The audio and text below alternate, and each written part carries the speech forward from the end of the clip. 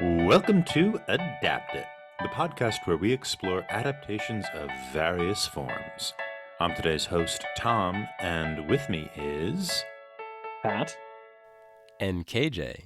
Today we'll be discussing The Trial from 1925 and its adaptation, The Trial from 1962, as well as the BBC adaptation from 1993.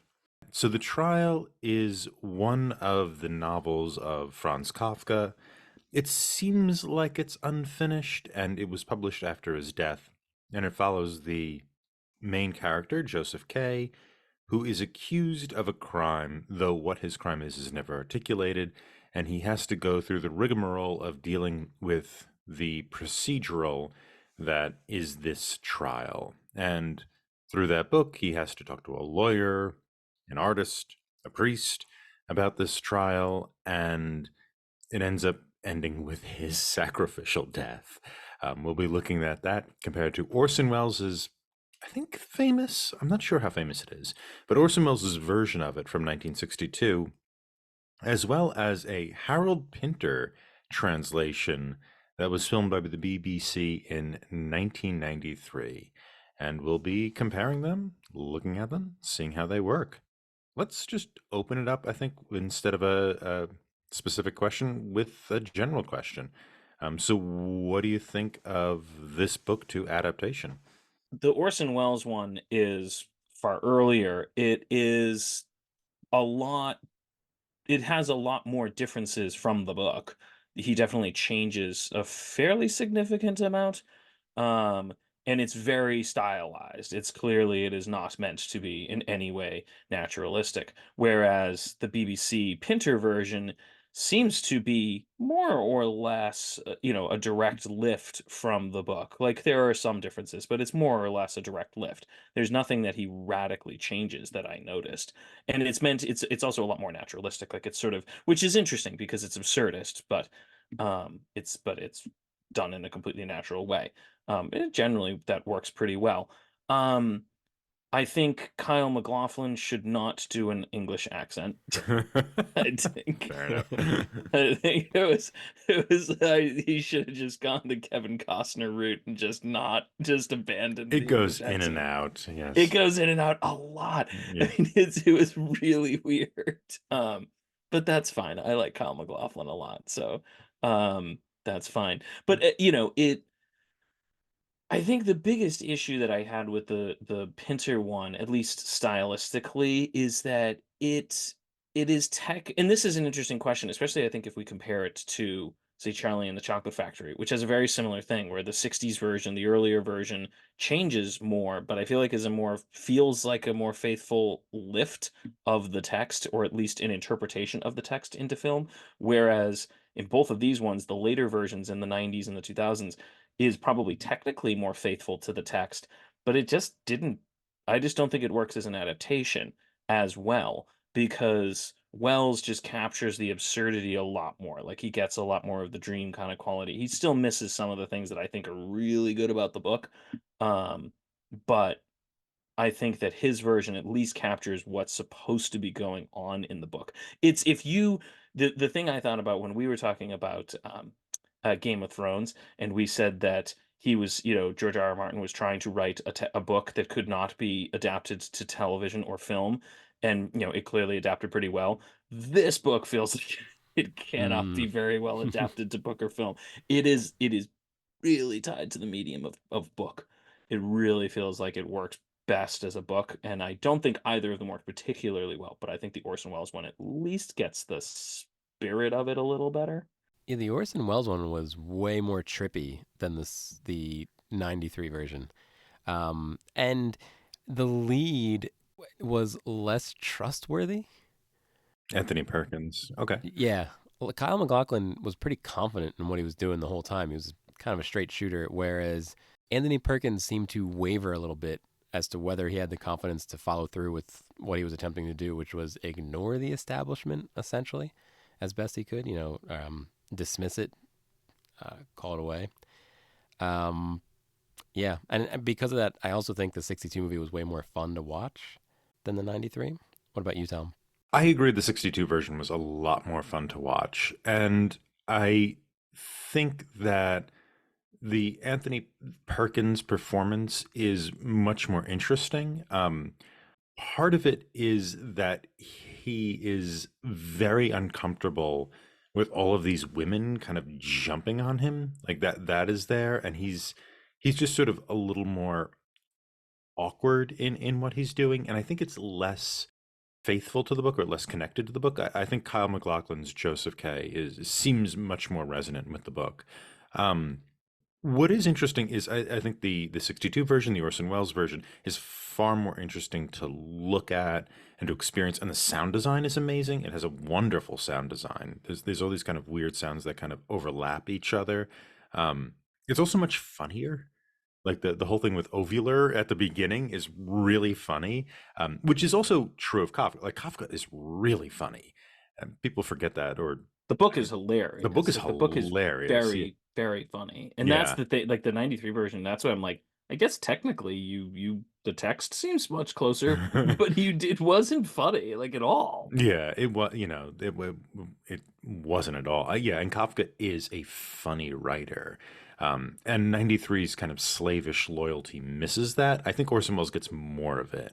Though it peters out. Though to be fair, also it kind of peters out in the book as well. I mean, the front part of the book is the earlier chapters in the book are funnier than the later chapters by design, it seems. I will say though that the my reading of the book is that the normal world, the world that isn't of the court, is not quite as absurd or not absurd at all as the way the court world is. I actually think the banking life of Joseph K actually seems pretty normal when you read it. Right? He has this kind of conflict with the either the assistant manager or the vice president. There's a little bit of a competition there. Um, his life in that bank seems pretty normal, and I think the 93 version gets at that. Well, with Orson Welles, when you see Joseph K at the bank, it's as absurd and as expressionistic as anything else in the movie. Right? You see these large desks in this impossibly sized space, and he has to kind of work his way through it. Whenever he is moving, it seems like other people are moving against him. That wasn't exactly the spirit of the book. I think the trial brings absurdity into his life and sort of makes him realize, or makes us as observers realize, the absurdity of it all. And I think that's a little bit lost in the Wells version because it's absurd from the beginning, or it's expressionistic from the beginning. Everything in there is that way. So I think that is a bit of a change there that that's at least worth noting. I don't think it's bad or good. I actually just prefer the 62 version. It's just more fun to watch. In spite of the fact that the 93 version has a banger cast. I mean, you have Kyle MacLachlan, you have Jason Robards, who's asked to do virtually nothing. I mean, he doesn't have that much interesting stuff to do, and Anthony Hopkins is the Anthony priest. Hopkins, yeah, showing Yeah, up at the end. yeah. You have how many Oscars are hanging on that movie?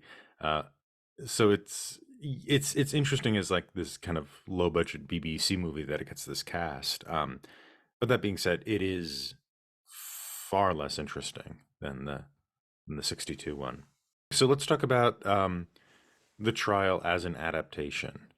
Do you think these adaptations were successful? Do you think the characters and narratives captured in the adaptation were captured successfully? Is the film medium do something different than the book medium? I know, Pat, you mentioned that this is something that's really hard to adapt, that it fits the literature medium far better than the film.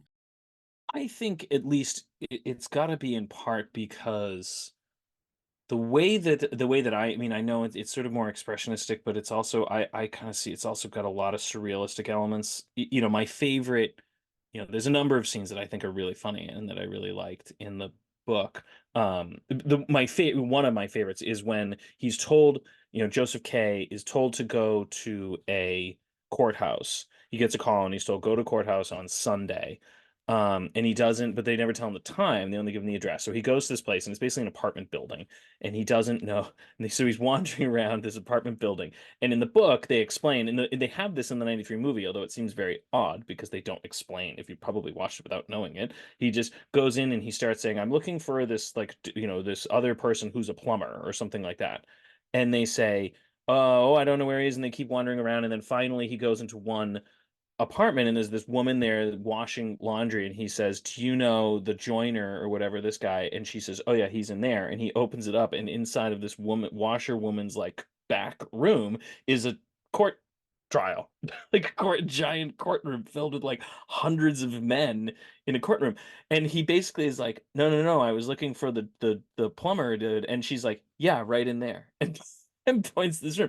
And I go, that's like a classic dream element, this element of like finding rooms in your house that are really large that you didn't know were there.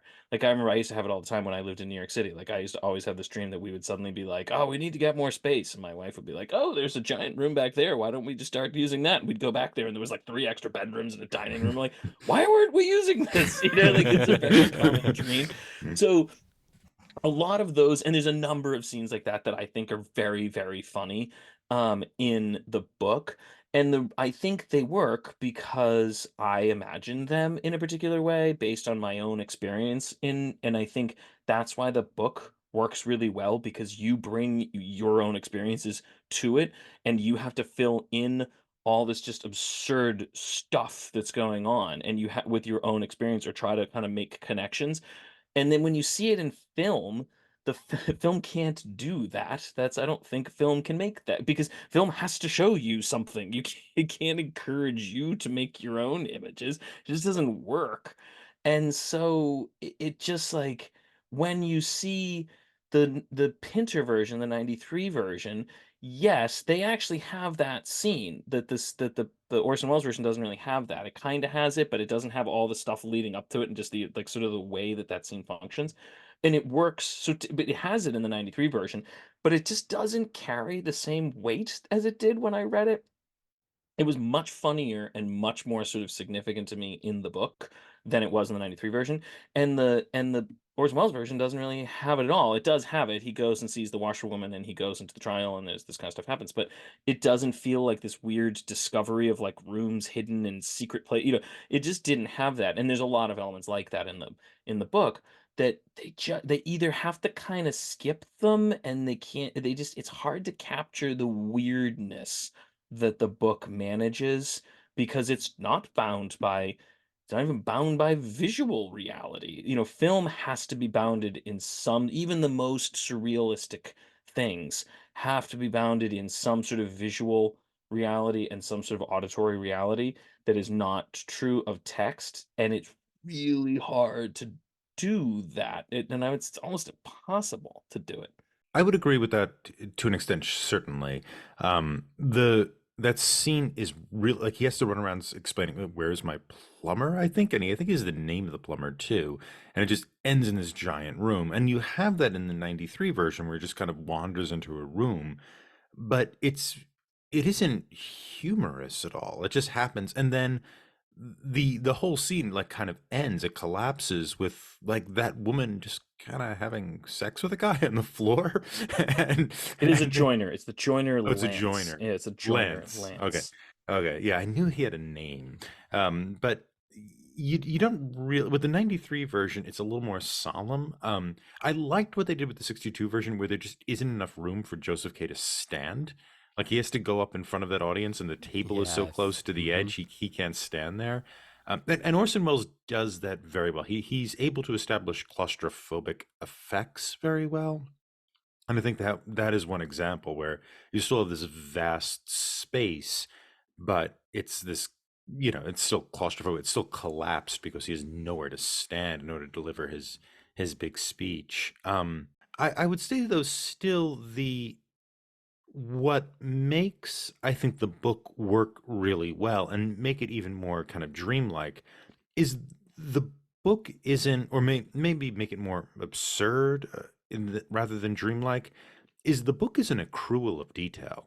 It has a lot of details and a lot of kind of substantial stuff. It isn't like this flowing river of sense and description. It's very grounded in what it's saying.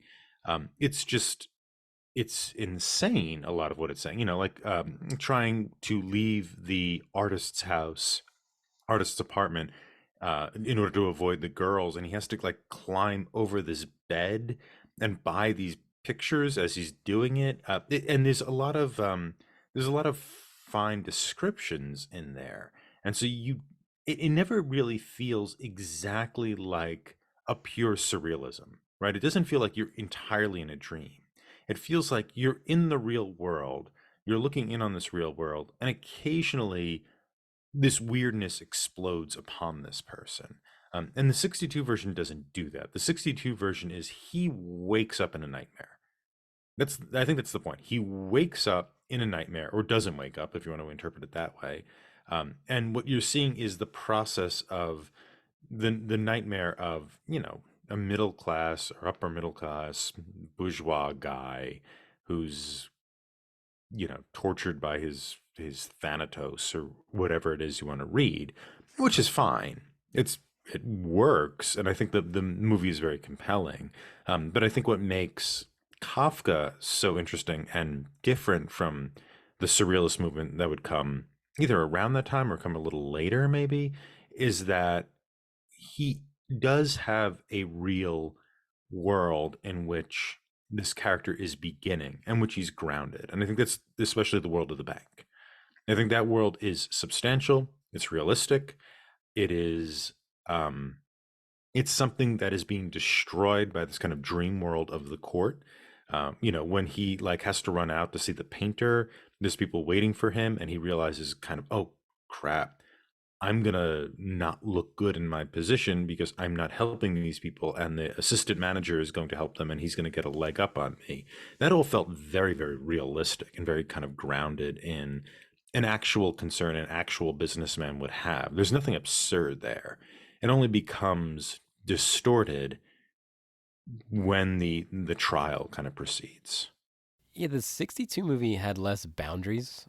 There was less things to lean against. And it's probably like what you're saying, Tom, is at least he had the bank job that seemed pretty grounded. The uncle seems like a more realistic person. In the 62 one, everybody's kind of yelling at Mr. K.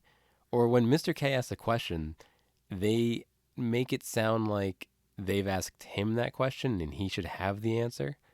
Whereas in the 93 one, it felt a little less dreamlike because he was able to progress a little bit better from scene to scene. Whereas the pacing of the 62 one was super fast. You never stopped. It was like he was being pulled through that nightmare as opposed to walking through it like in the 93 one. I just thought of, as you were saying this, like this is a totally different, like it's off track, but it feels like it's still got some relevance to it. Because as you were just talking, Tom, it reminds me of in the Maltese Falcon in the Flitcraft story. Mm-hmm. And there's this element of sort of in the Flitcraft story and the Maltese Falcon, which we talked about a long time ago, but there's this story that gets told in the novel, The Maltese Falcon, that doesn't show up in the movie. It's one of the few things that doesn't get to the Yeah, I think movie. it's the only thing that doesn't Yeah, move pretty from book much. to movie, Yeah, it's probably one of the only things. or the Houston And movie, anyway. yeah, the Houston one.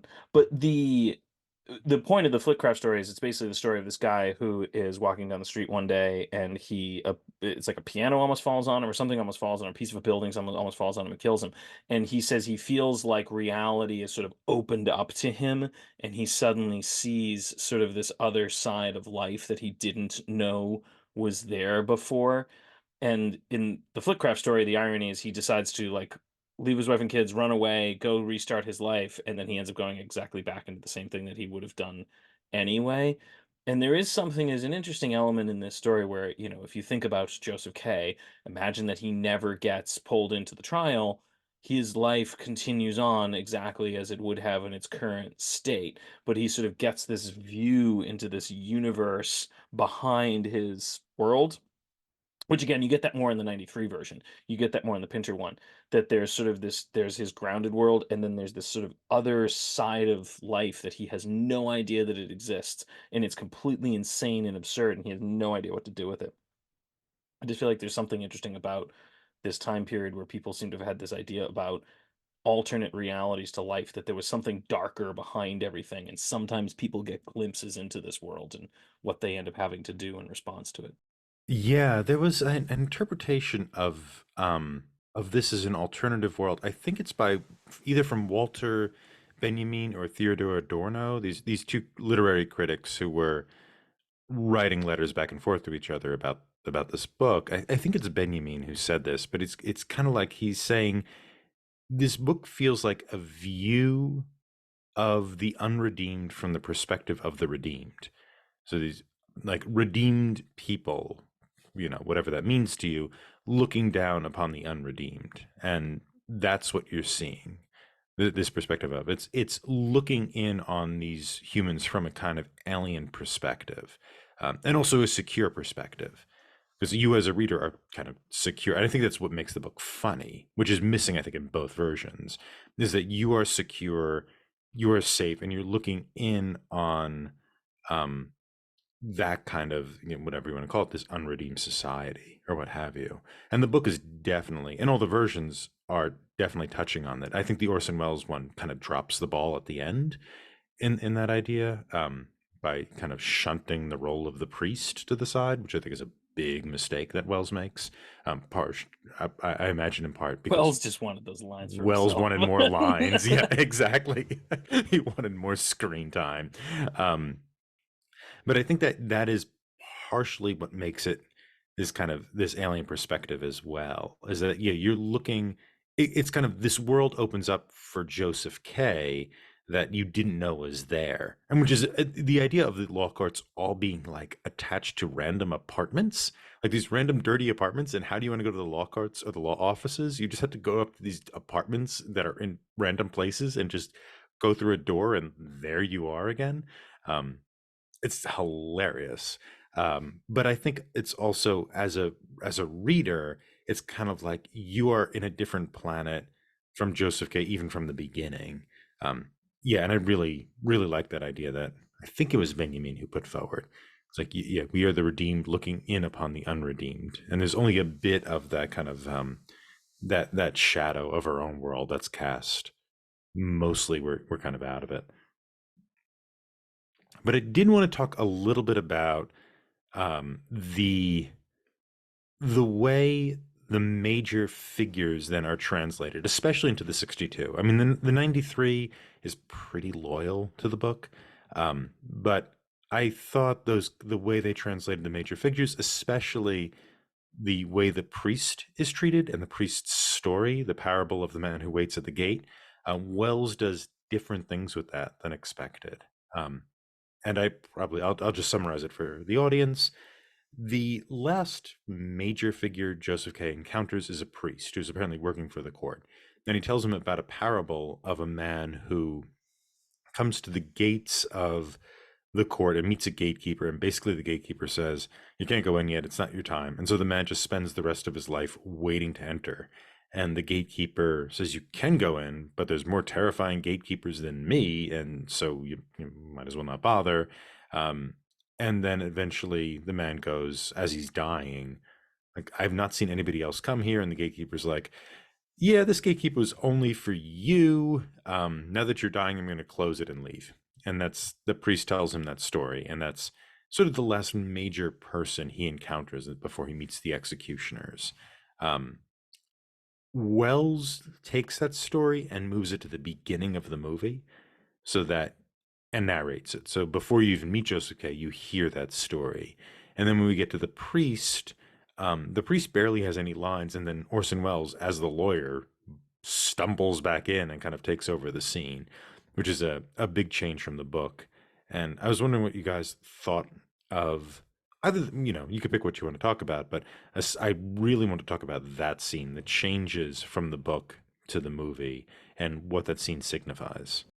I don't think that the trial is meant to have like, oh, I understand the trial. I know what happened. I know what it means. I I don't agree. think it means anything directly. Like I Yeah, don't it's think not a you're meant. parable. Yeah, The it is book not a itself is not a parable. parable. Yeah, you are not meant to look at the lawyer and say, "Oh, the lawyer is meant to represent the church, and the kissing of his hand is meant to represent a sacrament, and the law courts are meant to represent whatever. I don't think you're meant to make direct one-to-one understandings of it. I don't think that's how this works. That said, I think that that parable is sort of the key to really sort of making sense of the trial as a whole, and I think that's why it gets moved to the beginning in Wells's version, because in some ways he's trying to ground everything else that you're going to see in that story. So if you don't, he's kind of trying to say, if you don't have this story, you won't understand anything else that happens. I think what the book is trying to do is tell you the whole story, and then at the end give you this story, this parable of the guard, so that you can then go back and say, okay, so what was what is actually going on in the rest of the story. I think that's how you're meant. I think that's why he moves it, is because he's trying to make more of a one for one relationship. I think Wells is trying to do that a bit more. He's trying to ground it, especially some of the lines he picks out. Like there is a line that the lawyer says, which I think is there is one line that the lawyer does say, and I think this is meant to certainly echo certain things, where the lawyer says to Block, we haven't got to Block. Block is one of the other lawyers. So Joseph K has a lawyer who never leaves his bed, really, who in the Orson Welles version is played by Orson Welles. In the Pinter version is played by Jason Robards. I love Jason Robards. But so there's a lot, and Block is one of his other clients. And so there's a scene where Block is brought in for, the lawyer is going to deign to see him and give him some information. And he's literally like kissing the lawyer's hand and kneeling before him. And the lawyer says, am I your only lawyer? And he says, yes. And he says, do you have any other lawyers beside me? And we know it's a lie, but Block says, no, I have no other lawyers beside you. There's no, obviously he's echoing, certain biblical things. Like there's no way he's not doing that. I agree with you, especially that it's not a parable. And I think it's sort of almost an anti-parable, because what a parable does is it tells you a story to give you a message. And I think that what you get with that last story, with the literal parable in the trial, is it's not just the story of the man waiting. Afterwards, it's then the priest discussing interpretations. And so it turns into this hermeneutics, right? We're going to figure out what this means. Which I was disappointed they didn't include in the 93 version, but wasn't surprised that they cut, because no one wants to hear that. Yeah, you can't really make that dramatic, right? And now we're going to discuss the meaning of that. Yeah, it's sort of, especially with the tone they're going through in the 93 one, which is sort of a little, oh God, Hannibal Lecter-y, I guess. Oh yeah, he's leaning into that one. Yeah, I know. He just did it, or he was about to do it. I don't know. I don't No, remember. he just did it. That this is 93. That was 90. That was 90? Was it that early? Yeah, well, the Silence of the Lambs was, it's 90, Oh, 91. wow. Okay. 90. Yeah, but he's kind of leaning into that threatening thing. But I think with what happens with the kind of the hermeneutics of the parable is that there is multiple interpretations the priest is putting forward, but is not privileging any of those interpretations. And so I think what you get with that is a sort of it's sort of little information on how to read the trial itself, which is this isn't going to spell out into a simple message. It's a condition of human beings that is caused by something we can't see or really understand.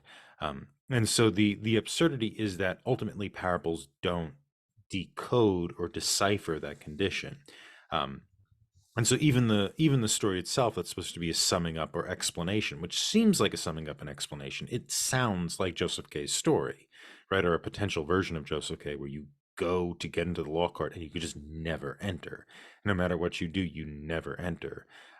It turns out to be just like kind of another fragment in this collection of fragments. And the book is very fragmentary, right? It's and different translations have ordered the chapters in different ways. I mean, it's that fragmentary that you can put the chapters in different orders, and it kind of reads okay in either regard. It's got a Wojciech quality. Yeah, Yep. yeah, it does. Yeah, and I think it's both Buchner and Kafka didn't complete it, right? Buchner never completed No, Wojciech he died before he finished before, it. and that's the case. And with they found the Kafka as papers well. in a random order in a trunk. Yeah, And someone had to translate Buchner and figure out where what order it the goes. papers were supposed to go. And that's what happened with Max Brod too. He found, or Kafka gave it to them gave it to him, his friend, his only friend, Max Brod, and was like, burn these. And Max Brod was like, no. And then he didn't. And then he put them in an order he thought would work, because apparently these chapters are in random orders. Were in a random order. And there's different translations. I have two translations here in which the chapters are in different orders. There's some in the appendix, there's some that are not. They just put them into the Breon Mitchell has a radically different ordering than other people. But regardless, all that's to say is I think that the kind of fragmentary nature of the novel is echoed in that scene. When we're going to get, here is the explanation, here's the parable that explains it all, and it ends with a collection of interpretations of the parable that don't add up. They're different ways of reading it, and it's like, maybe the gatekeeper is actually the victim because he actually has to stand there when the other guy can go home. And it's like, that's what we're supposed to get out of this? That like the gatekeepers, it doesn't make any sense. And I think that's the Those other idea. dudes got flogged in those closets, so maybe that was. That's a good point. Maybe it was the fleas, right? The fleas are what we're watching here. Well, he tries to talk to the fleas, and he tries to talk to the fleas. Yes. But I think it's like an anti-Bible, right? If you think of the Bible as a collection of books that are put together, and the idea with I don't know, like the Torah or the Bible or whatnot is like, you can take different passages from the Bible and interpret them in relation to the entire book and get something pretty good, right? Get something that kind of works. Homilies are made of this stuff.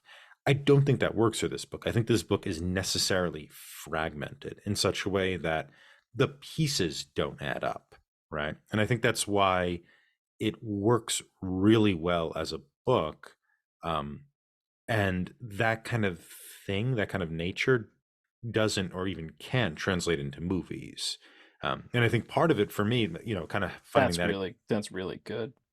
Oh, well, part of it for me is having two different translations and being like, oh, like there's one chapter where like the Freudon, whatever her freaking name is, the lady in German who lives next to him, Brusner, like the chapter about her friend who like drags the cart, her thing away. In the first translation I read, the Breon Mitchell translation, that chapter's in the appendix. He just took it out and he's like, this isn't interesting, and put it in the appendix. And I'm like, the book kind of works without it, and it kind of works with it, and so I didn't even notice that's not even in. I didn't notice that's not in the Pinter version. Yeah, it's not in the Yeah, it's not in It's in the Wells one. I didn't even notice that till you mentioned it. So yeah, it clearly works. I didn't even notice it was gone. So it just seems like there's these kind of collection of islands that eventually they don't. The point is the fragments don't come together, I think. Although that was one of the funniest scene in the Wells one. That was one of the ones where the Wells actually got the humor right on as the woman dragging the trunk. The humor in the Wells one is really good at the beginning. Like the first 20 minutes is pretty funny. The ovular thing made me laugh out loud. Yes, I mean that's not in the book, right? No. I was like, I didn't remember it being in there, and they're just like, stop saying ovular. It's not a word. Why are you talking about ovular? Why are you talking about the dentist chair? I didn't. He asked me like it is. It's just everything flowed very logically and very comically in that whole sequence. Mm-hmm. Yeah, and I love the sound design of the woman dragging the baggage away. Her, what was it, a crutch, a sort of leg brace, right? And it had this like really over the top sound design that was really, really cool. Yeah, her pace too, just the way the steps sound, and then when he gets the case, the way that sounded, way more clean, way more. The rhythm was just a straight rhythm as opposed to the. Yeah, that was cool. Someone spent a lot of time in this studio walking around with that. But yeah, I mean, that is the benefit of having Orson Welles direct anything, right? It looks and sounds great. Even if there are ways of going about it I would disagree with. One thing I just want to mention real quick, Orson Welles, as the lawyer, says to block his other client. He's kind of telling a story about he talked to some judges or something, and he said, well, one of the judges said to me, your client has kind of a low cunning. which we have come across in our other show, Limited Lexicon and Zork. And I just never heard low cunning before. Now in Zork, now we're hearing it all the time. Yep. Yeah, they mentioned, Pat, in Zork, it's a game of low cunning, and we had mentioned. I also noticed that as well. I don't remember that. I played Zork certainly, but So the question: did the adaptation bring the source to more people? So, guys, I had never heard of this as a book. I'd never heard of this as a movie.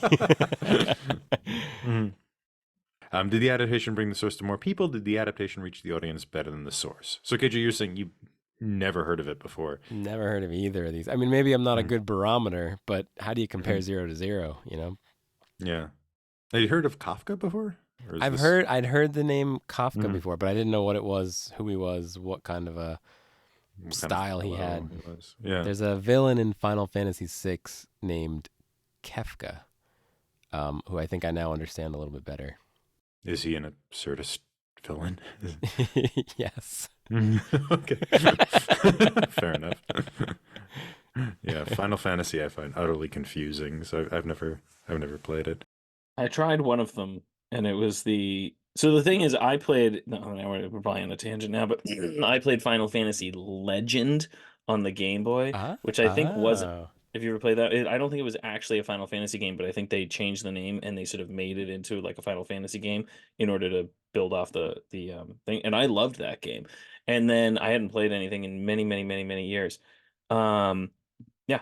And so when I got like Final Fantasy, I don't know what the number was, the one with lightning and the like. That maybe 13 was lightning. Whatever that one was, I got it, and why is it so long? I actually haven't played 13, so I was like 20 or 30 hours into it, and I was still on disc 1. I'm like, how many discs are there? And it's not like Skyrim or something where you're just kind of wandering and continuing. It's a linear story. I would say so. I haven't read The Trial. It's on my list of books that I'd read Metamorphosis, and I've had Trial sitting on my bookshelf, but I'd never read it. So I can't say it like exposed it more to me because I knew it was out there, and I probably hopefully would have read it someday. But I did read it before I watched these 2 movies, and I would say of the things we've done so far, these movies were not my favorite movies. Probably of the things we've done so far, but this is by far my favorite book. I loved the book. I think the book is really, really good and really funny, and I think there's a lot of interesting stuff going on that I would like. I would love to read this book again. Like I will probably read this again in the next few months because I think there's a lot of stuff. And I think there's stuff that I might have missed that I saw in the movie and I remembered being in the book, but I don't think I'd quite interpreted it correctly. So I thought, oh, I kind of want to go back and read it again in light of having seen the movies. So I can't say that it exposed me more to the material, but it certainly made me more interested in the material. And now I really like the book. Movies I could take or leave in this instance, but the book is really good. Why was the title in French? I was expecting a French movie. I turned the subtitles on. I think it was funded by the French. I thought it had that funding, yeah. Got it. I think Orson Welles got money at that. He could get money wherever he could get it. Yeah. He would title them whatever that, they asked him to title them. Yeah, they gave him an option of a number of books that they wanted to interpret, and he picked this one, whoever the producer was. And I think he talked it over with a friend of his who might have been his bastard. There's some debate as to who this person's father was. Very interesting life. Yeah. Orson Welles is an interesting fellow. I said it was nice to see the woman from Jules and Jim was in this one. Oh, God, I haven't seen Jules and Jim in 15 years, I love think. that movie. That's one of my favorite movies. Jules et Jim. Yeah, Jules. No, c'est Jim. Jules et Jim. Jules et Jim. Is she Letty? Yeah. She's Letty. She's the woman that lives next door to him. She's the whatever that. Oh, yeah, Fraulein. Yeah. Mm-hmm. Whatever. Yeah, the one that lives next door to him. That's the woman from Jules and Jim. Mm-hmm. Yeah. Oh, okay. I had to rewatch Jules and Jim. That has been so long since I've seen that movie. I remember loving it. It might have been 20 years since I've seen it. I think I saw it as a teenager. But anyway, Tom, then it was more than 20 years. Then when I was a teenager? Oh, yeah, it was more. quiet down. No one knows this, so we don't have to announce it. Yes, they do now.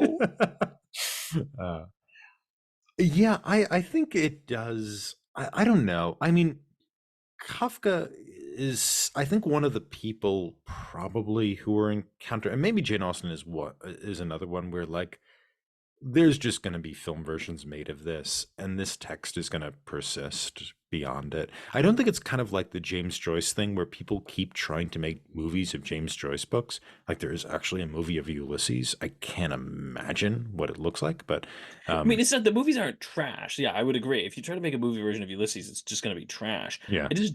I don't think you can film Pride and Prejudice. I don't think you can film this and get the same thing as the book. Like you can't get anywhere close to it. Yeah, it's just the balance is so hard. I mean, it's a collection of really specific images that you can picture connected to a bunch of things that seem impossible to picture, right? Like the kind of movement from space to space. I mean, I couldn't picture the artist's like situation with all these girls running in and out and like this bed that leads to a door that leads to, I mean, it really, it might be a cool stage image. It might work on stage much better than in movies. Um, just because it kind of gives you, it has fewer realistic, I think the potential stage production would have fewer realistic constraints because it's a stage thing. But it is very, very hard to kind of get up there. And I think part of it too is Kafka has such a he has such a unique style, and he himself is kind of such a mystery because he died so young that I think his name is sort of greater than any kind of adaptation. But with somebody like Jane Austen, yes, Pride and Prejudice is going to be more famous than any than any film version that's made of it, but it adapts really easily. I mean, Jane Austen books seem destined to be adapted, and they all have been. Even her Juvenilia has been adapted at this point many, many, many times. And I think with Kafka, it's sort of it can work, but you have to do like what Orson Welles does, which is I think lean in one direction very, very hard. And it doesn't exactly work, but it's entertaining enough. It's almost more like you're not making an adaptation, you're making an interpretation. Mhm. Like there's no I don't think you can adapt this. I think you can interpret it and turn it into something, but it's not an I just don't think, and that's why Wells is more successful, but I just don't think it's I don't think you can adapt. I just think it's more you interpret it. I think you take your spin and you run in what, yeah, to your point, you lean into something, you run into whatever direction you can take it, but it's Mhm. not going to be the same. And if you try to do a slavish interpretation, it's adaptation, it's going to fail. It Mhm. just is. And that's not to say that the 93 version fails, it just isn't as good. Well, it's boring. I think it's kind of That's okay. Yes, that is probably the best way to phrase it. Oh, Yes. did you think it wasn't? Did you think it No, was? it is. I was trying to be nice to Harold Pinter. Isn't he dead? Is he He's dead yet? dead. I mean, he won the Oh, Nobel okay, Prize. He nice. wouldn't Yeah. care anyway. But I wasn't Yeah. like, yes, it's boring. Yeah. Um, Yeah. Which I think has less to do with his translation than what it's put up there. But yeah. anyway. I liked Alfred Molina. I think that was the best scene in that one. That Mhm. worked pretty well. I liked him. Yeah. Yeah, that was an interesting interpretation because I don't, did you get this from the book or not? This idea that like there's a sexual tension between him and the girls. I I don't. wasn't Yes, I sure. mean, I Did got you? that there was. Something going? I mean, there's all these girls trying to yell into his room, trying to ask to get in there, and he's Mhm. finding girls in his bed all the time, and Yeah. they're all obsessed when the other Mhm. men are taking their jackets off. Like Yeah, there's there's something going on there. Yeah. there's no way it's not there. I don't think he's, Mm. but I think Kafka's really works well because he doesn't lean into anything. He just Mhm. kind of drops little things out there, and he's like, "Man, go have fun with that." Yeah.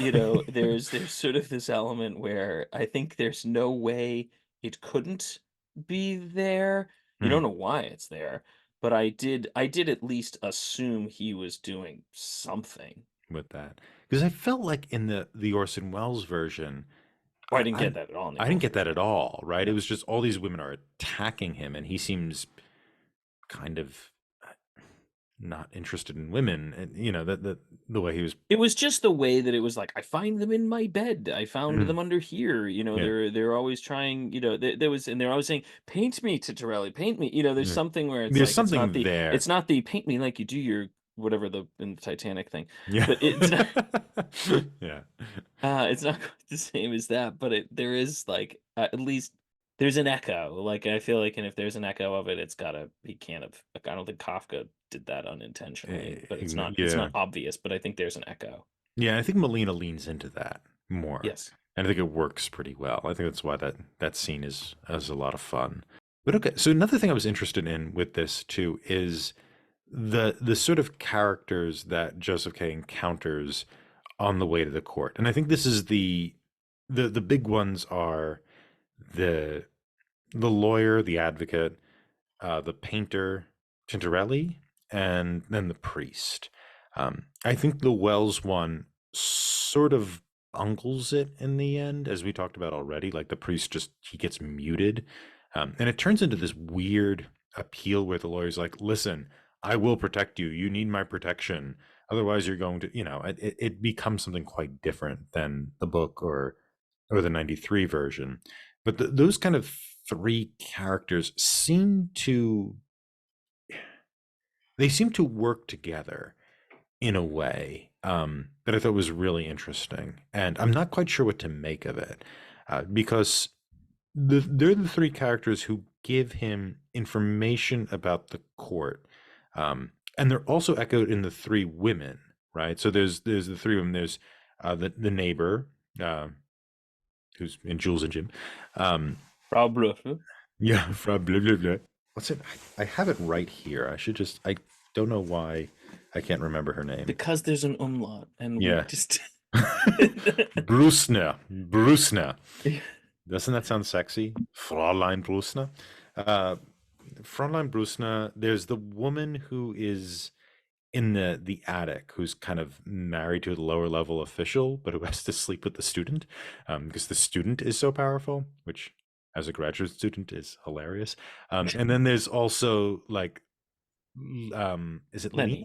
Lenny. Lenny, the quote unquote assistant to the lawyer who's just turned She's his on. nurse. Yeah, Yeah, she's his nurse, but yeah. his nurse, but who is turned on by anyone who's accused of a crime, which is really, really funny. Which again is really funny. It's The book is really, really funny. Yeah.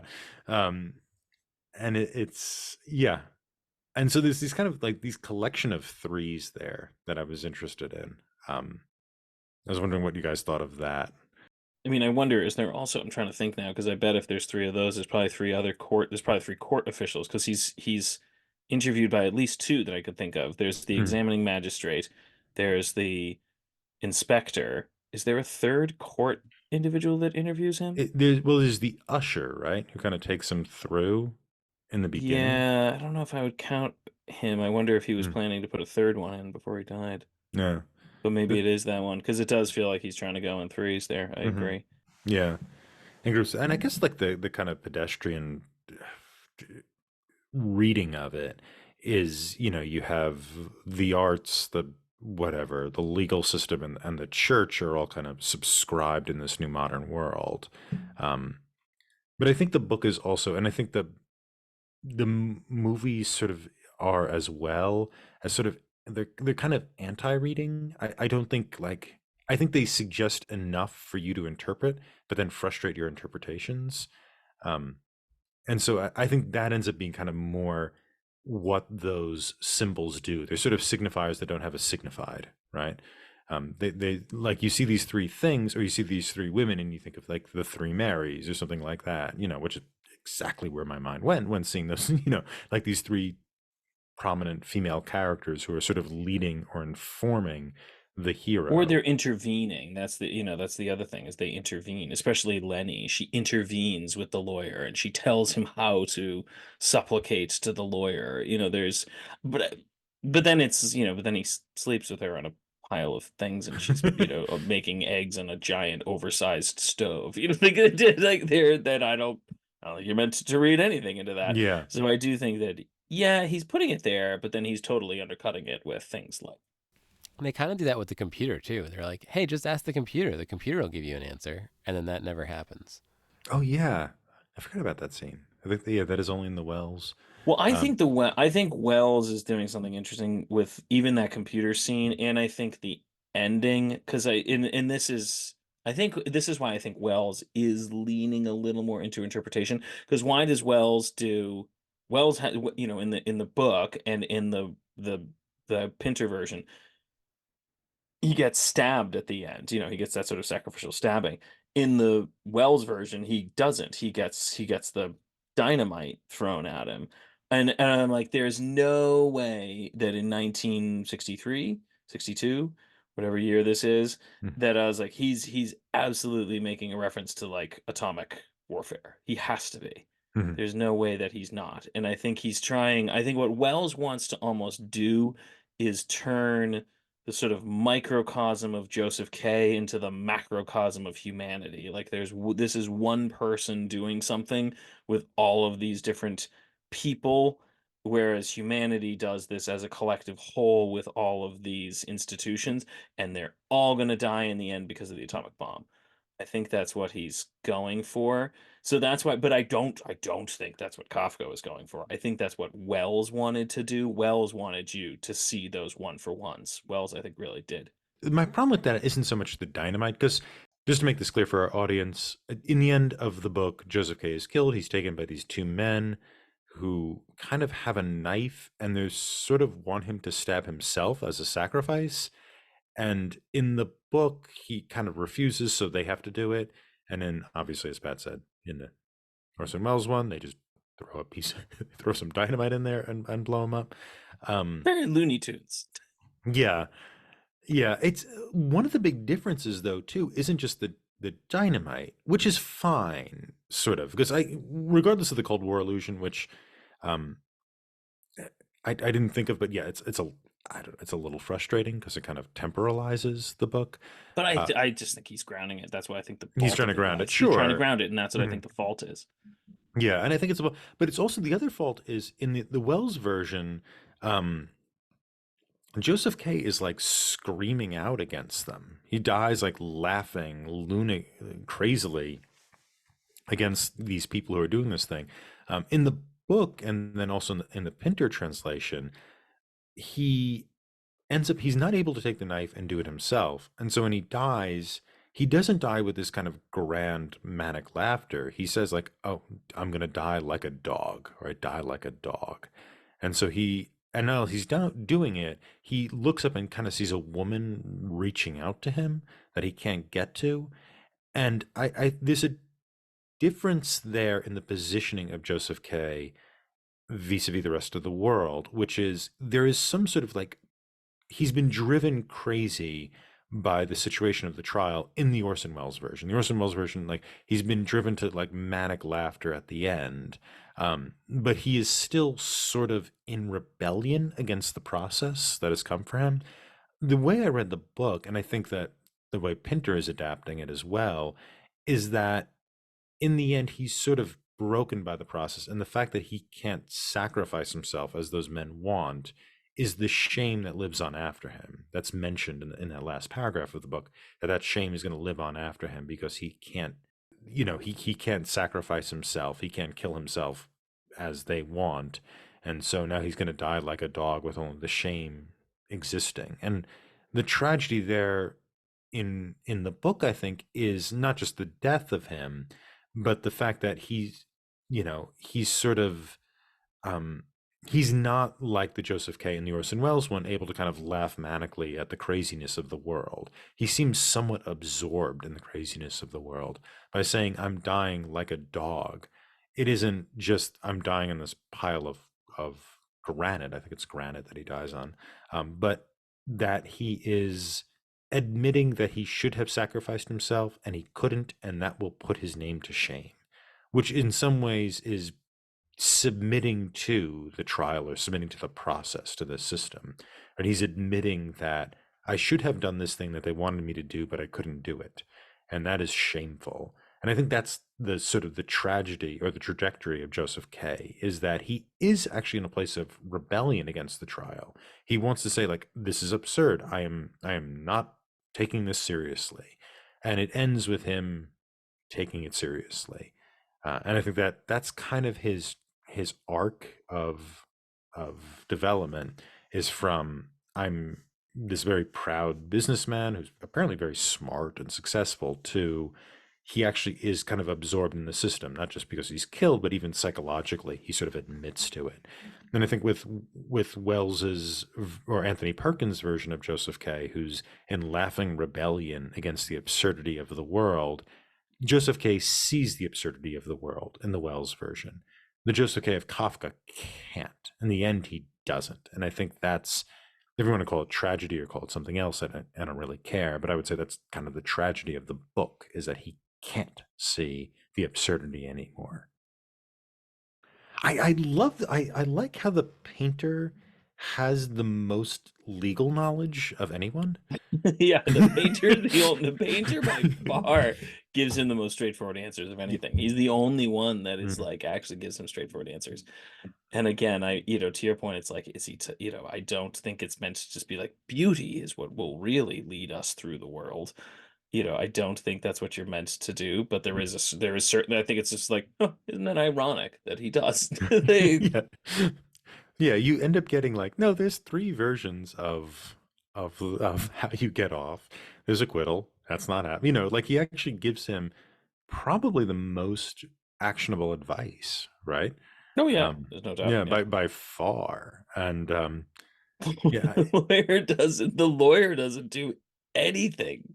yeah, the I love lawyers. the lawyer. The lawyer just sits there in his bed and is like, I talked to some friends about your case, Yeah. which is great. Mhm. I love with his treatment of Block is so funny. He's like, well, was he good?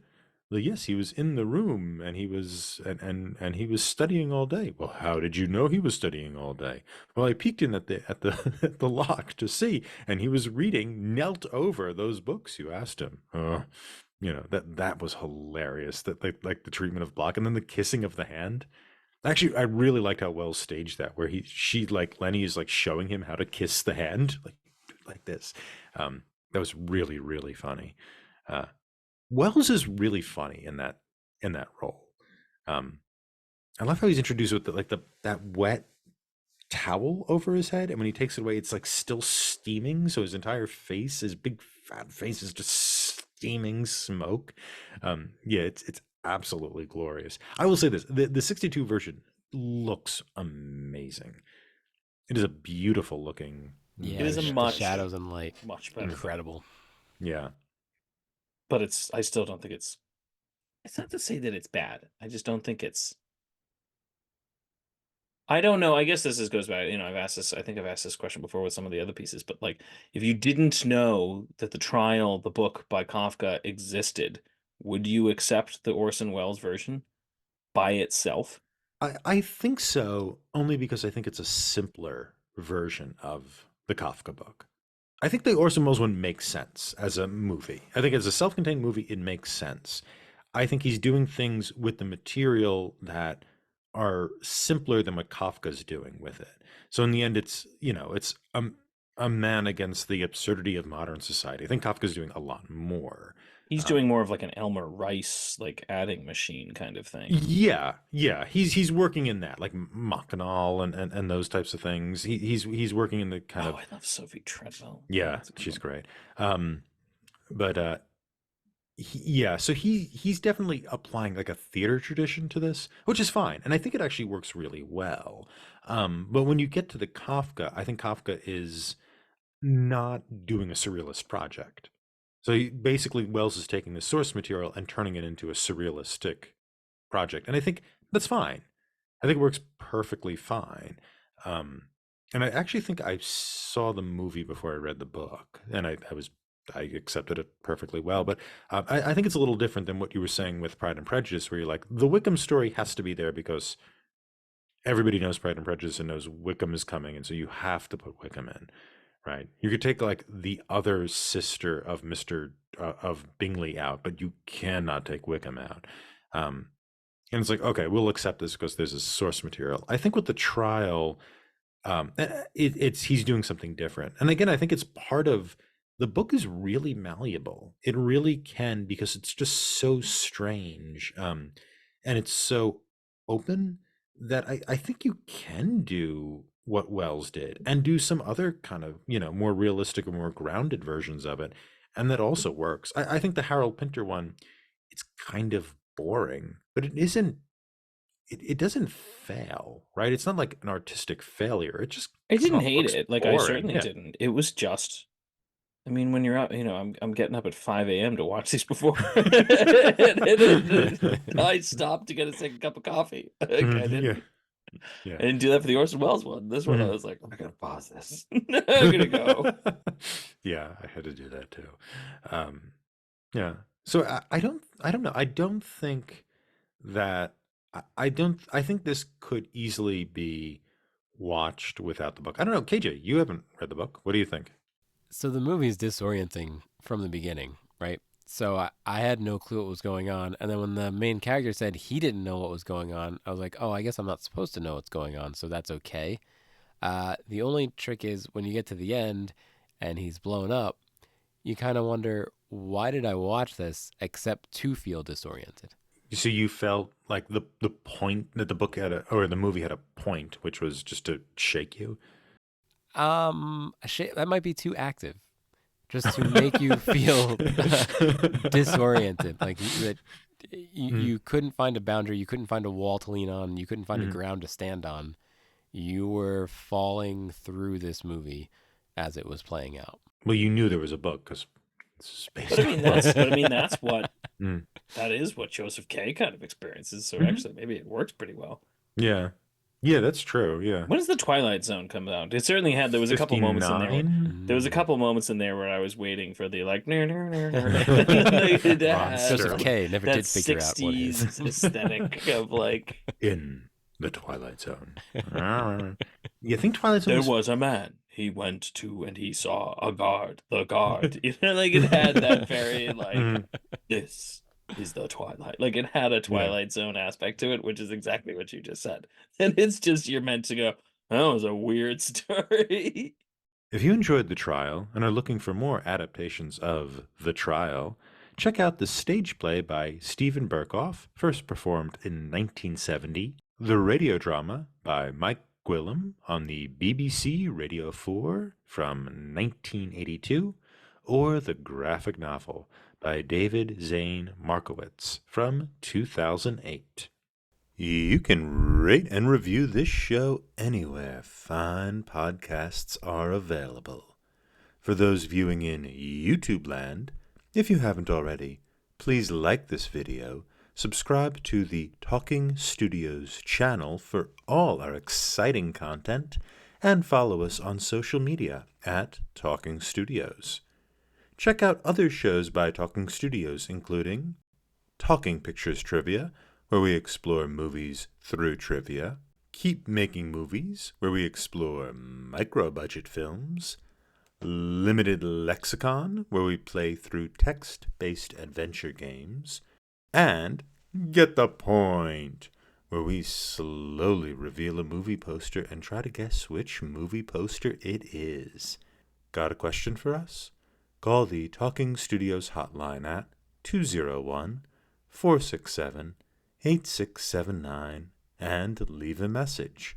It may be featured on a future episode.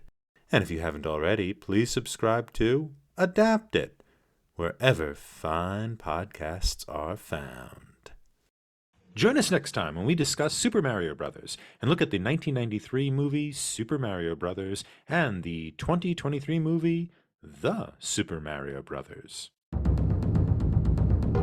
Wow, Talking Studios. Next week, we'll be discussing Super Mario Bros. Pat, if you could adapt Super Mario Bros. Into any medium, what would it be?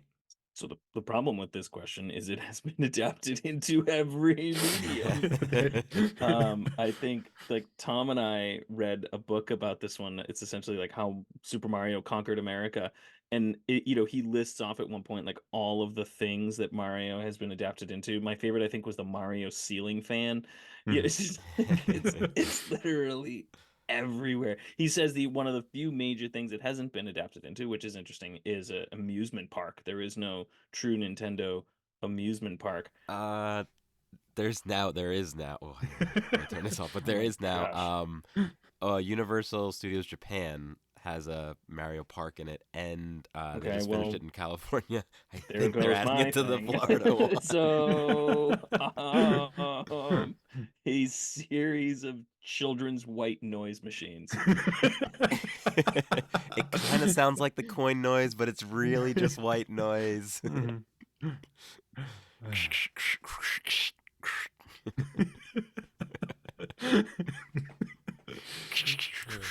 KJ, what about you? So I love Mario. I love video games. I think my favorite one is Contra. I really like games that when I'm playing, they feel like an extension of me. I don't feel like I'm playing Mario. I don't feel like I am Mario. But Mario, the game, the Goombas, every pixel on the screen is just an extension of me. It's not a separate thing. I love it when a game can just get you right in there. Mario 64 does it. Super Mario World a little bit. A Link to the Past. I'd say Contra, absolutely. So I think I'd risk trying to play Mario with a Neuralink. I think plug me right in, direct. Whatever that is, whatever that might feel like, give me the fun, bouncing, curiosity, what's around the next corner, everything Miyamoto puts into these Mario games. Give me that in a Neuralink Mario package. How about you, Tom? How would you adapt Mario? Um, Again, I kind of have Pat's problem. This has been made into everything. So Super Bowl was last weekend, and I ate too much, so I'm gonna go with the Mario laxatives, just to clear your pipes. Mamma mia!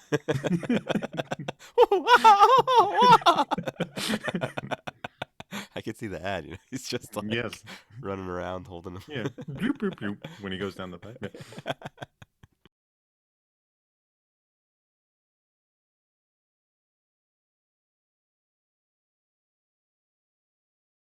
Oh, how would we cast the Muppets? Oh yes. Can we cast the Muppets? So Michael Caine, Michael Michael Caine, Caine, Michael Caine is Michael going to play Caine. Joseph Kai. Mhm. Oh well, Kermit is the first one we have to cast, right? Is Kermit He's the the lawyer? lawyer, Kermit's the lawyer. Kermit has Mhm. to be the lawyer. And Mrs. Um, Piggy is Lenny. is Lenny. Can the talking eagle be the priest?